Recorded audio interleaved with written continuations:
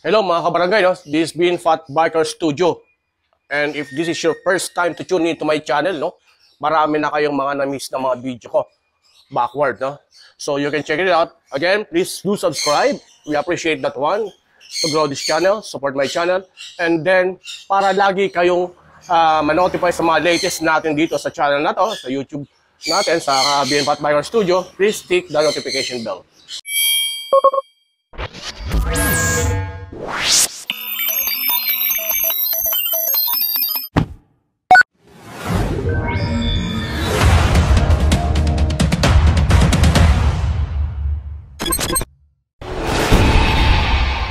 Okay, good morning sa lahat, no?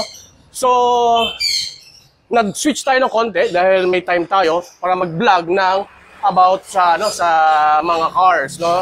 Previous days, no, may post po natin sa YouTube yung ating mga Ford, no? So, maraming variants and models ng Ford 2025.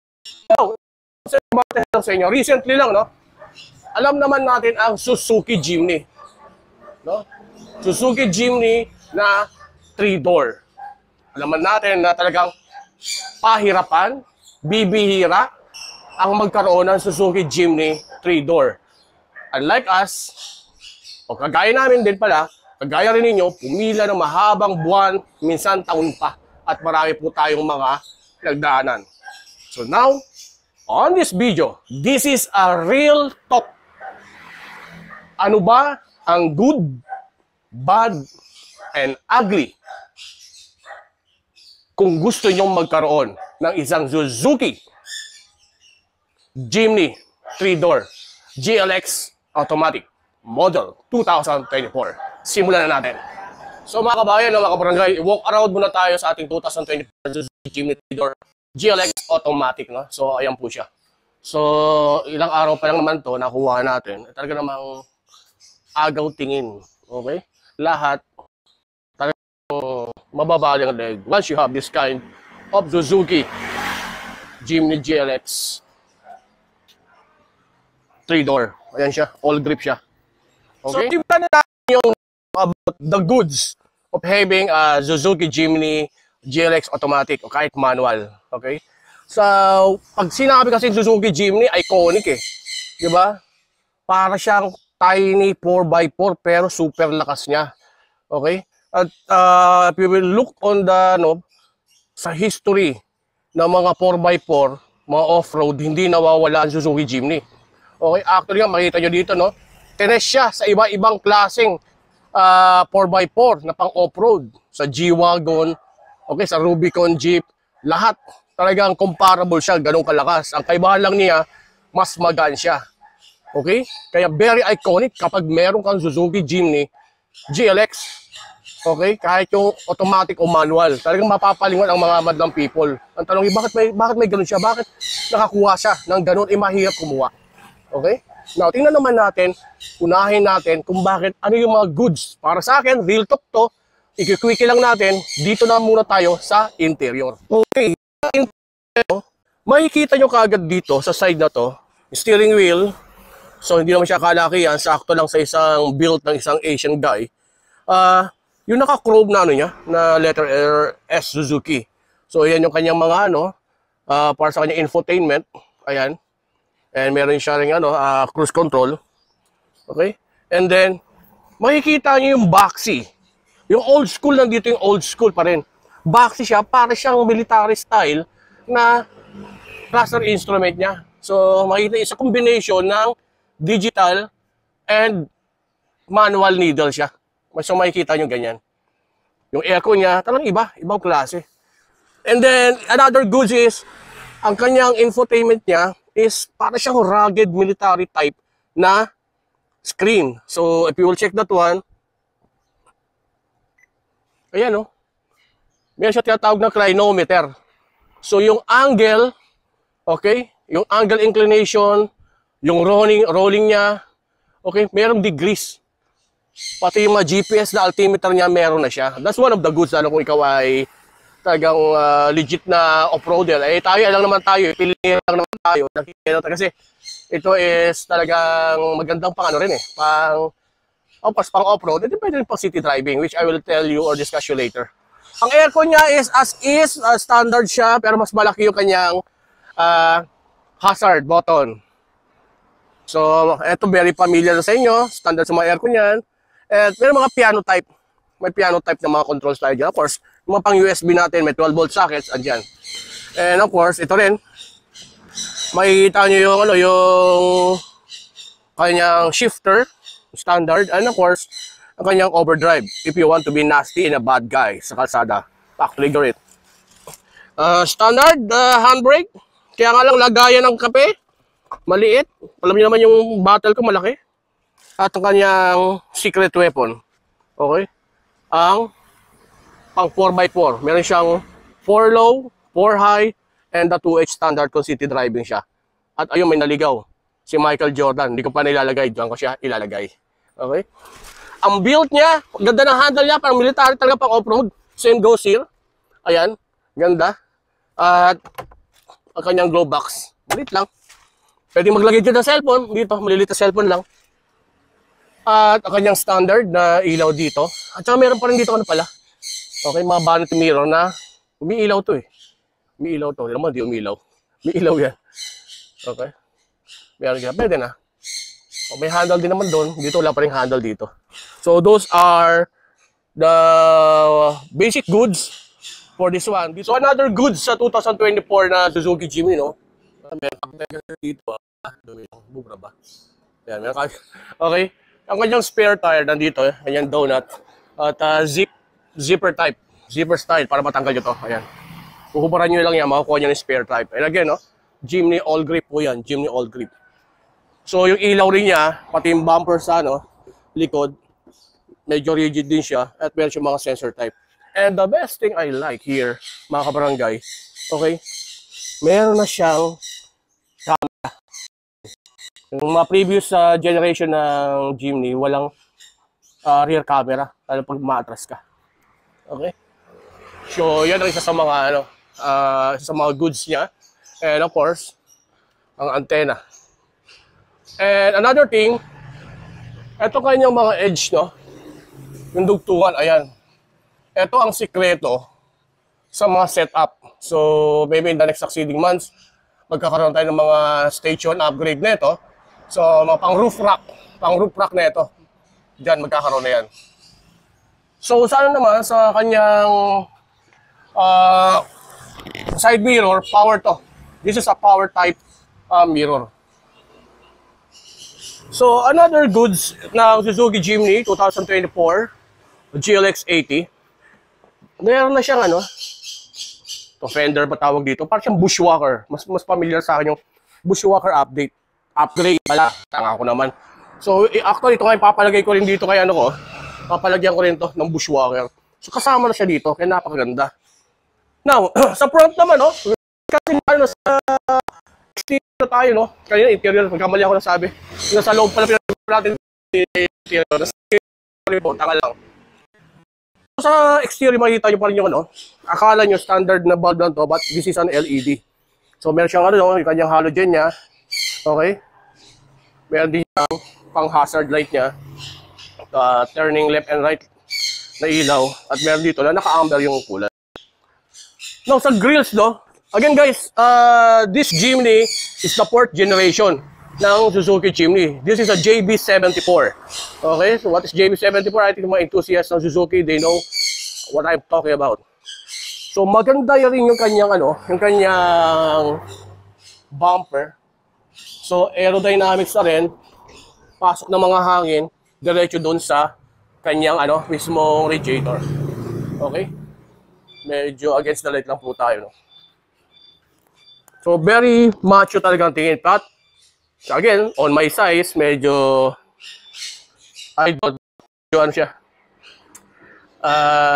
Malalaman natin pagdating sa bad portion. Solid ang niya, isa sa mga goods.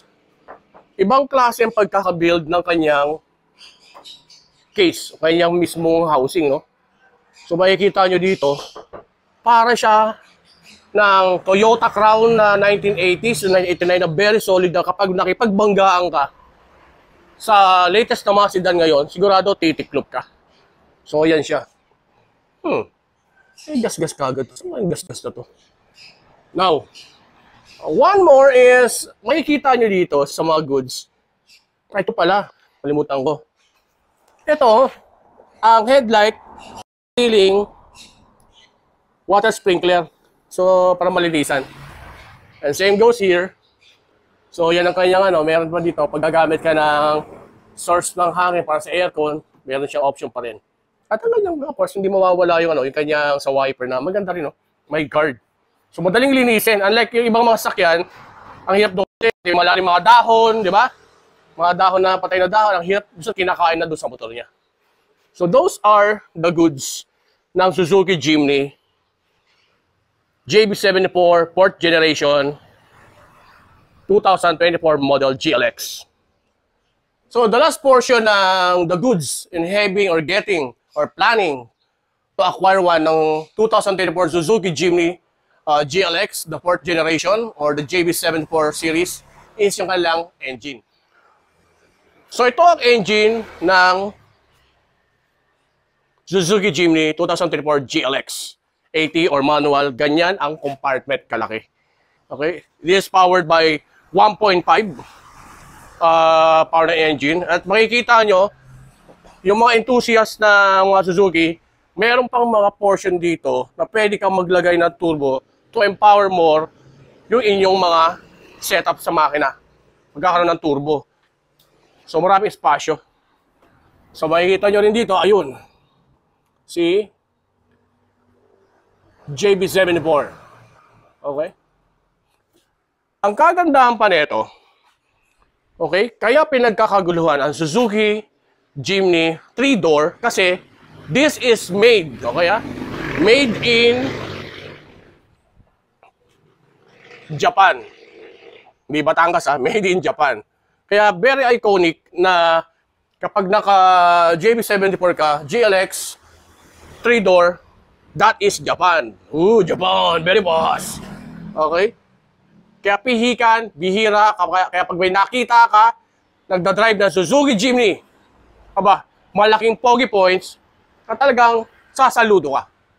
So, those are the goods in having the Suzuki Jimny. Okay, we're still here, no, mga kabarangay, no?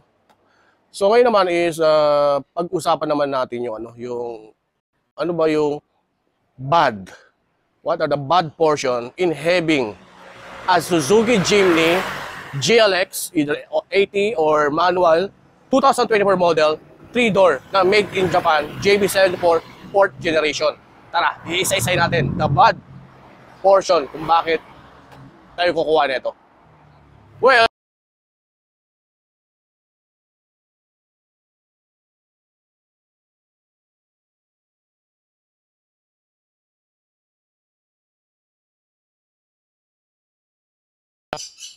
okay, hayaan nyo sila. Dead may yung parot na yun, ang ingay. Gusto ko na yata masama sana. Okay, this is a 1.5 and a 3-door.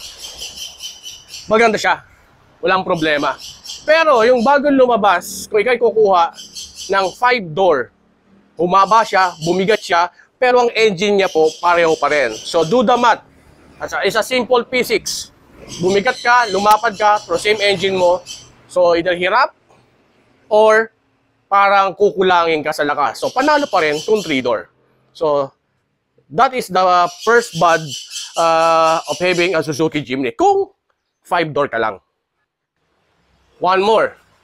Dito sa engine compartment. Hindi po siya powered by any solenoid or air cylinder na pagbukas siya dito, aangat na siya. Okay? So, ganun siya. And kaya ito, yung standard na ditukod. Now, looking again on the exterior, no? So, yung gulong niya is hindi ganun kalaki pag bumili ka ng brand new. That's why pwede mong i-upgrade yan kasi malaki naman ang clearance mo dito. Kaya iba all-terrain na tire. Actually, ang size lang nito ay 15. 15 ba to? Let me check. 15. 15 ba to? Diyan ang hinahanap ko para at least tama information natin. Okay, 15. Yes, tama kayo. Eto, asensya kasi yung angulo eh. 15. Ayun siya. 15 siya. So yung kanyang gulong, hindi ganun kalaki yan. So bahala kayo mag-upgrade. Now,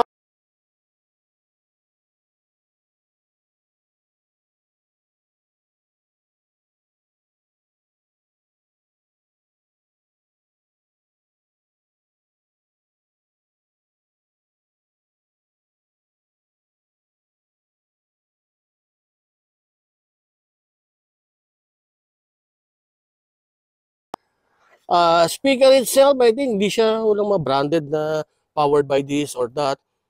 Simple lang siya. Simple speaker. Kaya yung quality ng sounds nito, isa sa mga bad sa akin. Kasi ano eh, very enthusiast ako sa, sa music nila, sa mga DJ and mga mixing. Standard lang siya. Unlike nitong sakyan na sa kabila, itong Ranger, talagang buwabay yan. Stock lang yan. Now, another bad for me ay yung upuan. Ang stock nito, that's why pala, nakikita ko sa mga ilang vlog, ina-upgrade nila to, mga kabayan, no? Naka-plastic pa. Ina-upgrade nila to sa mas malapad, mas mataas yung likod. Okay, kasi ang size nito, actually, pang Asian size na medium build. Okay? Sakto ang puwet dito. Yung puwet ko, na mas malapad pa sa puwet ni Beyonce, talagang dito lang sagad na sagad. So, sa feel uncomfortable. Okay? Then, isa sa mga bad pa is wala siyang up para umangat. Doon na nahihirapan. Unlike the other car, na meron ako, kasi yung Ranger, may angat siya. Para yung legs mo dito, leg room mo, stretch ng legs mo, makapag-adjust ka or else makangalay ka. So, makita nyo dito, ito lang ang ang nagko-control. Reverse, backward, and then forward. So, yun ang isa sa mga buds para sa akin. And again, lagayan ng copy, yung armrest na dito, bandang likod. So, may nakikita nga ako, ina-upgrade na lang ito, nilalagyan ng pinapatong dito para may sampalay siko nila. Okay? So, yan yung yung nakikita ko na buds, yung pinaka-basic na nakikita ko. And another one, this type of car, okay, para hindi siya pang 4 or 5 passenger, including the driver. Okay? Hindi siya pang 5, pang 4 na passenger, lalo na kung yung actual Asian size na build, okay? Kahit hindi na kasing size ko. Kasi makikita nyo dito, yung legroom dyan maliit. Okay? Yung anak ko na grade 5, sakto lang. Maliit siya.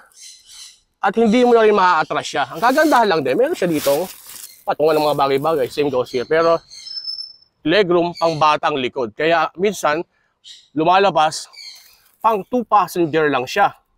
Or mas maganda, ginagawa ng iba, tinitiklop na lang to. Ang ganyan. Okay? Ginagawang compartment, nilalagay yung mga pang gadget nila or mga maleta. Okay? Yun ang niya. At tao dito yung mga, mga duty-free. Shoutout ko na rin yung mga ibang gamit. Nandiyan na rin siya. Matik nang nandiyan na. Okay? So yun ang the legroom, tapos yung number of passengers in the drive. Most definitely, 3 lang talaga. Or maybe 2. Kung malaki. Okay? Dito, pambata to, pang bulinggit. Mga 5 years old siguro. 5 years old to 10 years old.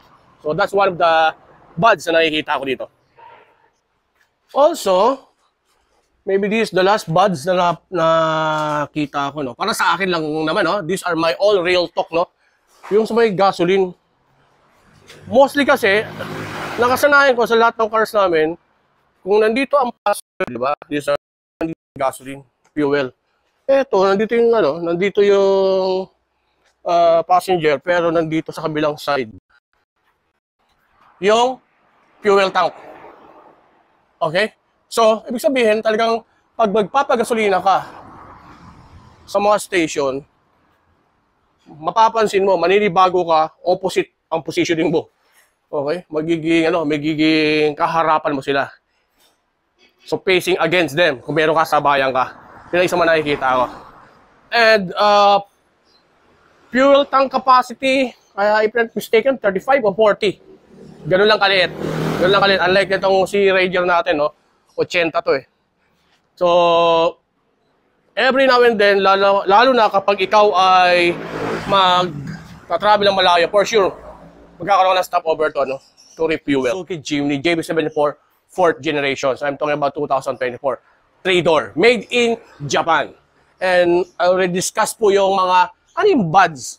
Base sa akin, real talk po, na hindi akma, o hindi 100% fit sa akin ang Suzuki Jimny sa katawan ko. Kasi malaki tayo. Kaya being fat biker tayo, studio, di ba?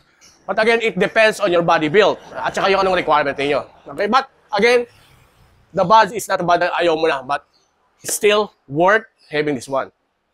Okay? Again, this is made in Japan. Bibihira lang. Very iconic, sabi ko. Now, pumunta naman tayo sa last portion. The ugly. Okay? Yung pinakapangit. So, na malamang pinakaayaw ng lahat. So, this is now the ugly portion in having or acquiring or planning to get a 2024 Suzuki Jimny 3-door. Okay? So, this is a real talk. Wala akong babanggitin kung sino man Poncio Pilato, kung saang mang lokasyon. Okay? Disclaimer, I have no question, I have no problem about Suzuki Jimny itself.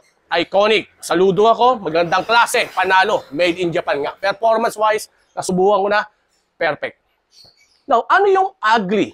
Ugly things in having a Suzuki Jimny? Mas lalo na yung mga nagbabalak pa lang. Number one, and the only number one, is having or looking for a very good, honest, okay, at talagang mapagkakatiwalaan na car dealer. Ingat po sa mga mukhang scammer o legit na scammer ng mga car dealers pagdating sa mga Suzuki Jimny. To tell you, ang Suzuki Jimny po ay isang tinatawag na hotcakes car. Sabi ng hotcakes, hindi ka basta-basta makakabili. Kahit may pera kang pambayad, hindi ka basta-basta mabibigyan. So, shout out kaya kay Crispy Bot. So, Crispy Bot, yun yung eksakto binigay niya sa akin. Siya yung HR din namin na tumulong din sa akin na the reason bakit mahirap kumuha. Kasi nga, hotcake cars. Okay? Now, bakit siya ugly and versus the car dealer itself? Number one, more than a year or almost a year, kami nag-antay ng Suzuki Jimny. Nakapila, ang hirap kumuha. May kanya-kanyang dealer na pakulo, okay? Pakimay, magbibigay ka ng reservation para ipila ka, okay? Magbibigay ka ng something amount, okay, percentage para mabigyan ka pa lang ng slot. Get me? Doon pa lang mararamdaman nyo kagad yung parang legal na lagayan o reservation. I don't know, kahit may pera ka para pumila. Next, sasabihin niya sa inyo, itong mga car dealers na to, hindi naman sa lahat ng Suzuki, no? So, mayroon mga ilan dyan na pasaway na I don't know kung they're telling the truth or just binobola ka lang la. Talagang mangungulit, i-stress ka, ipipressure ka na, magbigay ng down payment na, reservation, kasi mauubos na, last unit na lang, kukunin na ng ibang kasa sa ganitong lugar at meron nakapila. Para bang may sindakan portion. So, ikaw na-stress ka ngayon, naiipit ka. Get me? Tinatamaan ka? Kupal ka. Okay? Ikaw yun. Now, after that, kapag nakapag-reserve ka na, okay, ayan na. Gusto mo nang bilhin. May pera ka na. Kung magta-cash ka, o idadaw, sa amin, binomba namin ng todo to.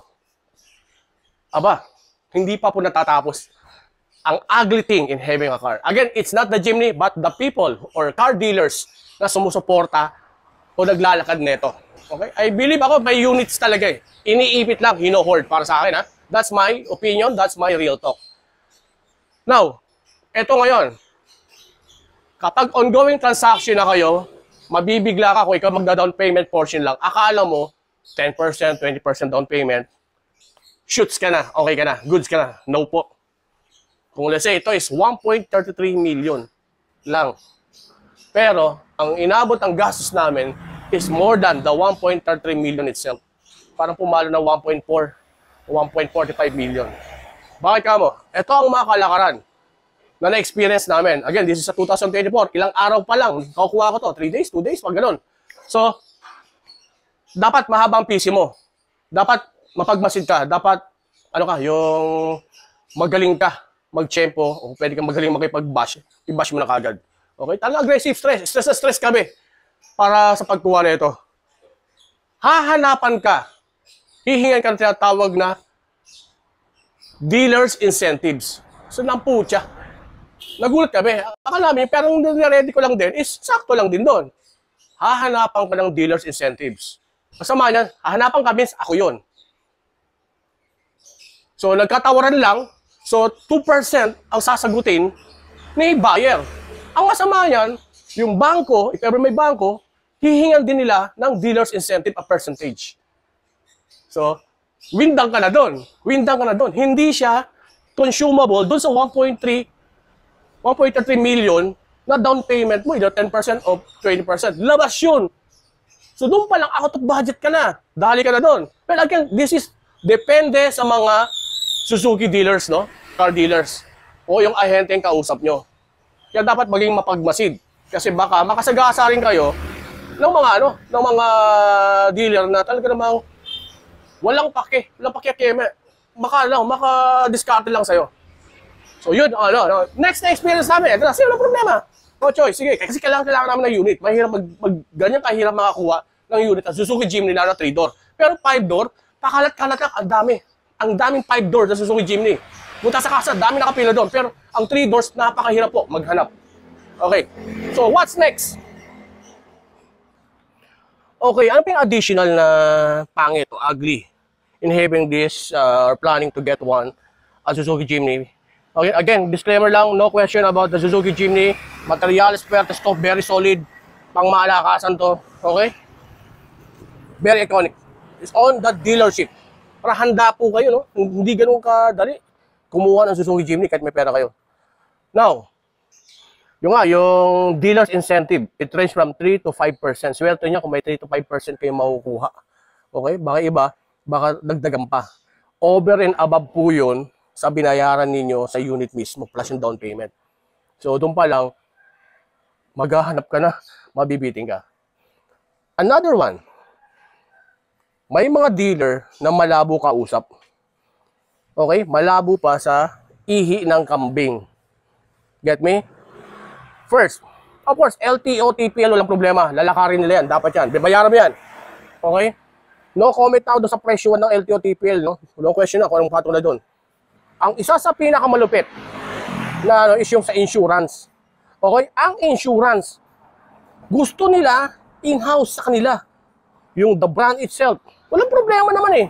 Kung swak or comparable yung insurance cost and the brand itself. Walang problema. Pero nakipag-usap sa kanila, yung bangko ko and the rest of my sa company namin na kukunin yung insurance lang dun sa amin. Kasi may sariling insurance kami. Branded pa, kilala. Pasok sa top 5 best insurance company sa Pilipinas. Ito ngayon ang siste. Hindi daw po pwede. Nagkaonsehan. Kaya galit yung bangko sa kanila na bakit daw tinuloy pa rin na kunin yung insurance nung dealer na kausap. Itong Suzuki na to. Kaya ingat kayo. Ingat kayo. Ngayon, wala problema sa inyo na. Alam nyo ba? So pumunta kami, I thought na yun ay top 5 or best insurance. Kagaya ng mga sakyan namin, ang mga insurance na ito, no? So, shoutout lang, British Standard, British Philippines, Standard Insurance, pasok sa mga top 10 o top 5 yun.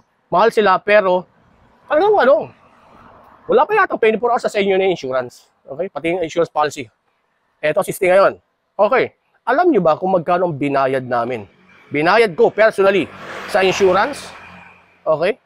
Sabihin ko muna insurance ng mga ibang sakyan ko. Okay? Ang brand new ng Ranger, nagbayad lang kami around 37 o 42,000 pesos. Okay? Comprehensive yun. 1 year with acts of God. Okay? With AOG. Comprehensive. Around 37 to 40,000. I don't recall. Alam nyo ba? Malaki sa akin yan eh. Etong Suzuki Jimny. Magkano binayad namin? Almost 60,000. Or almost 60,000. 54,000 yata, almost 60,000.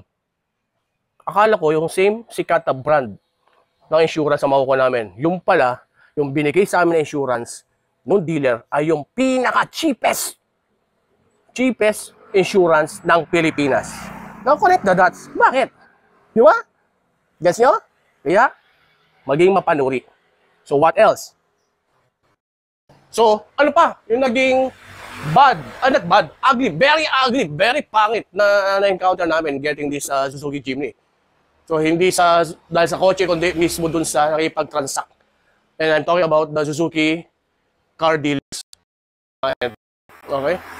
Hindi ka mamasabing na nagkaka-onsihan, pero na-onsihan nga kami. Talaga namang di namin masisi sarili namin. Lesson learned na to. That's why I'm making this video para po sa inyo na maging lesson learned. At this is a real talk na maging mapanuri, be smart, at i-assess ng lahat kung talagang do you really need to get a Suzuki Jimny 3-door, made in Japan, JB74, 4th generation, 2024 GLX, automatic or manual.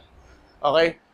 Ayun, naka-survive kami doon sa percentage over and above dealer's incentive. Okay, lagas na kami doon ng mga pera. Number 2, sa insurance, nalagas na rin kami doon. Parang na-scam pa kami. Okay, I thought magandang brand ng insurance, no? Ang budget nilang insurance, pero binanata kami ng more than the top 5 brand ng insurance sa Pilipinas. Just connected that. Anong meron? So ito na. So yung pipick upin na namin yung car. All the all the documents, papers, payments. Tapos na. Baga kami sa kasa. Okay? Baga kami sa kasa to get that one. Kasama ko anak ko, kasama ko misis ko. Again, I'm very disappointed sa Suzuki car dealer na to, na talaga namang walang kasi-asikaso. Tangina. Di man lang kami binigyan ng tubig o anumang kape. Kasi mag-aantay pala kami ng hanggang gabi. From 3:30 hanggang 6:30 kami. Nandun kami sa kasa for release lang. Tangina. We don't know what's the reason. Which I will tell you later bakit. Okay? So ito na nga, no? So nagutom na kami, atata kami kasi hindi namin na-experience sa ibang mga kotse namin na ganun katagal. 30 minutes, matagal na. 45 minutes, kami nabot sa oras, tapos na. So unlike nung kahapon lang din, nasa Ford ako, no? Pare, alagang-alaga, kape, hanggang sa magtayaw ko, kakain ng mga snacks nila, ino-opera ka na, nilalapitan ka na. Eto, pucha, kahit bottled water, wala. Kasama ko yung anak ko, gutom na kami, walang nag-o-offer. Very disappointed ang customer service nila. Habol na yung makabenta lang talaga. This is a real talk. Okay? This is a real talk. Oo, wag ka nang umepal, wag ka nang gusto mong umepal pa. Totoo 'yun, nangyari 'yun.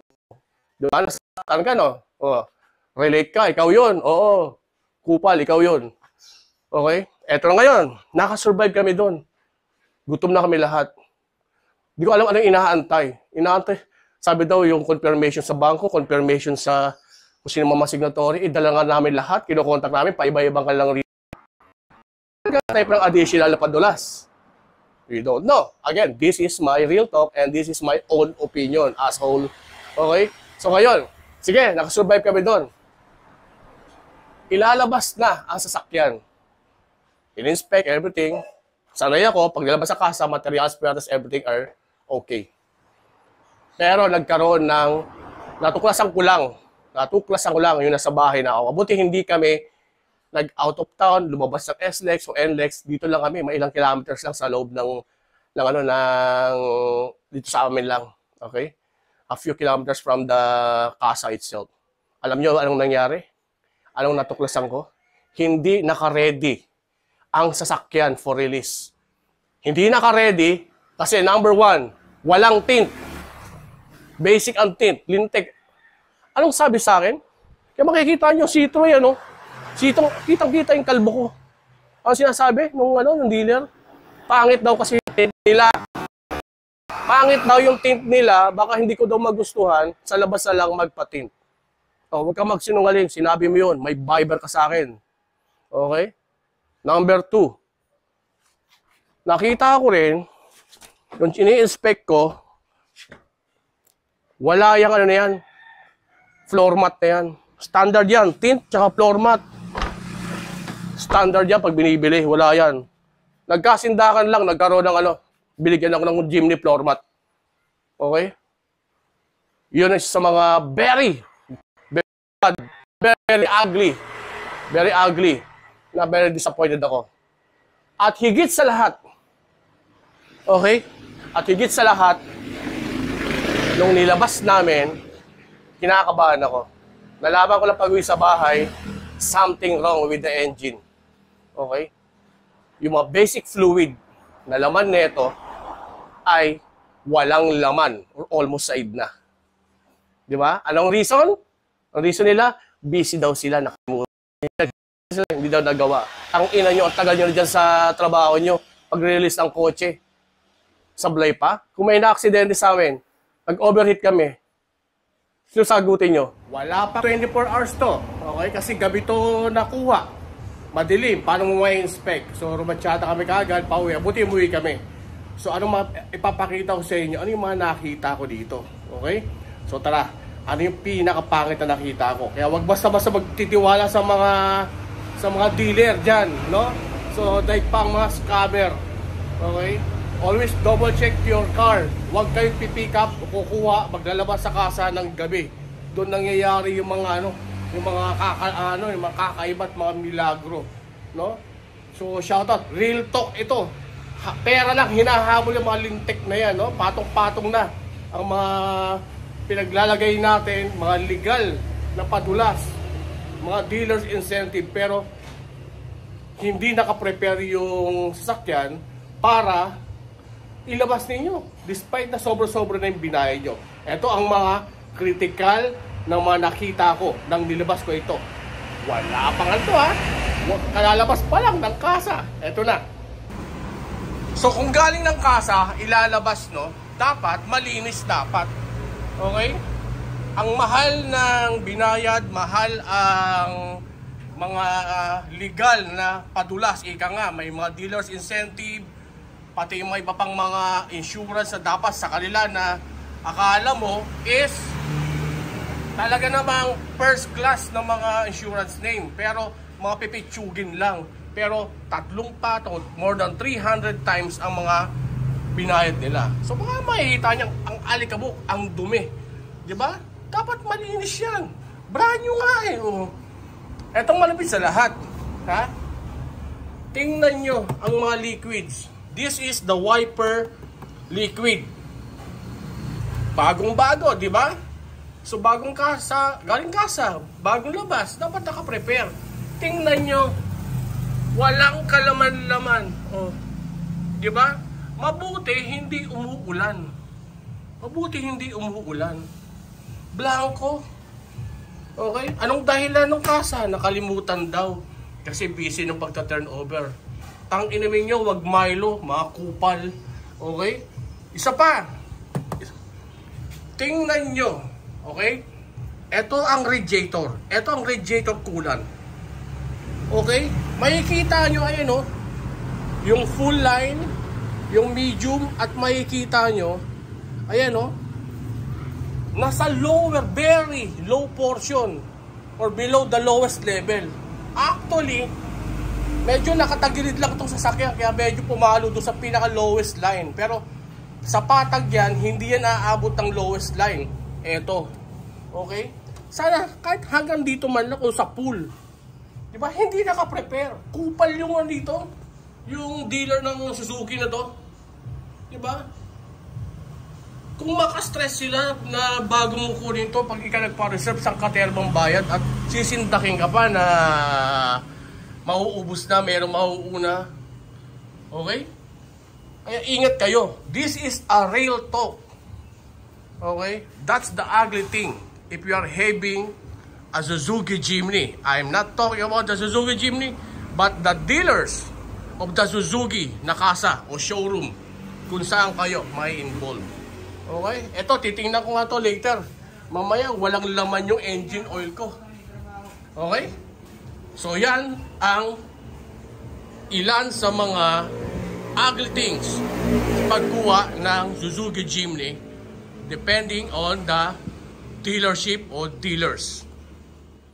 So mga kabarangay, no, sana itong ating Real Talk video is nakatulong sa inyo in getting the 2024 Suzuki Jimny, hindi lang sa kotse, but also doon sa magiging katransaksyon ninyo na Suzuki car dealer, mga ahente, mga agent, no, yung the good, the bad, and the ugly in having this Suzuki Jimny. Na alam naman natin, napaka hotcakes car to, at very iconic, bihira lang magkaroon nito, kaya kapag meron ka na nito, talagang kahit pangit ka, kagaya ko, nagmumukha kang pogi. Okay? Talagang napapalingon pag may ganito ka. Okay? Again, ingat lang po. Maging mapanuri, maghanap ng magandang transaksyon na car dealer in not only the Suzuki but in other cars. Para hindi ma-high blood. Okay? Ako na high blood ako. Habaan ng PC. Expect nyo na yung worst. Kapag mayroong mga red flag, magtanong ka agad. Okay? Gaya ng mga sinabi ko, under the ugly portion in having this 2024 Suzuki Jimny. Again, this is Real Talk, this is Beanpot Burger Studio. Panoorin po ninyo ibang mga video ko, yung mga lalim mga 2025 na mga Ford natin. Okay? See you again po sa next video natin. Maraming salamat po sa strong support. Bye-bye!